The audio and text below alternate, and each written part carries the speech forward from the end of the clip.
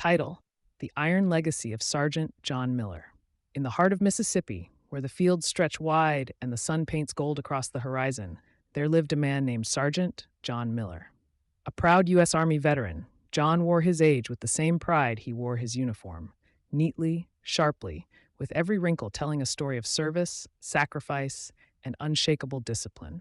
John had 5 children, 3 sons and 2 daughters, and a legacy that spanned across 4 generations, with grandkids and great-grandkids filling the family's reunions with life, laughter, and the echoes of his commands.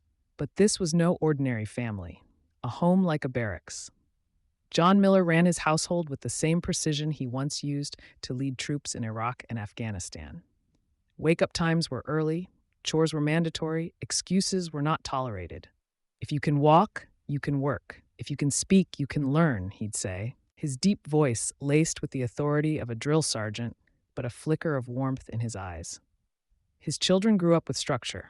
Morning calisthenics, weekend reading assignments, nightly dinner discussions about values, history, and courage. They didn't just live with John, they were forged by him. He didn't want yes men or pleasers. He wanted strong thinkers, bold doers, and principled leaders. The Steel Rules, John believed in what he called the 3 pillars. 1. Strength of character. Stand for what's right even if you stand alone. 2. Strength of mind. Outthink your opponent before you outfight them. 3. Strength of body. Take care of yourself. A sharp sword is no good if it's dull. These principles were more than rules. They were gospel. He refused to let any of his kids grow up soft, even in a world that changed rapidly around them. When his grandson Marcus once came home crying from being bullied, John didn't coddle him. "Did you fight back?" "I didn't want to hurt him." John nodded slowly. "Good. Restraint is strength. But next time, stand your ground. The world doesn't give out pity medals."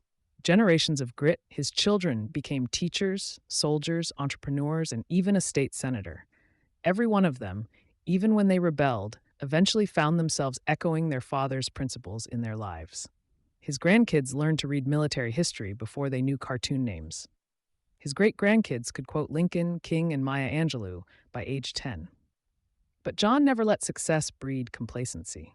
At every Sunday family gathering, where 36 Millers gathered around his weathered porch, he'd give the talk. You were born into a strong name. You carry it with pride, or you don't carry it at all. This family doesn't whine. We rise. The man behind the medal. Despite his strictness, John had his soft spots.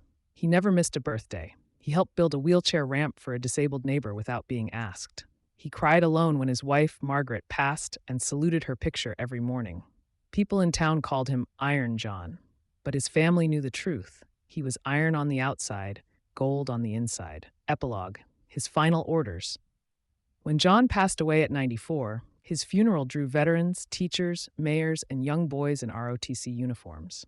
At his graveside, a note he had written years earlier was read aloud.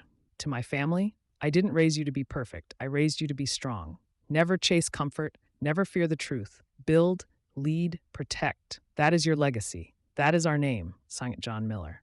And so his legacy lived on not in statues, but in minds shaped, hearts steeled, and generations made unbreakable.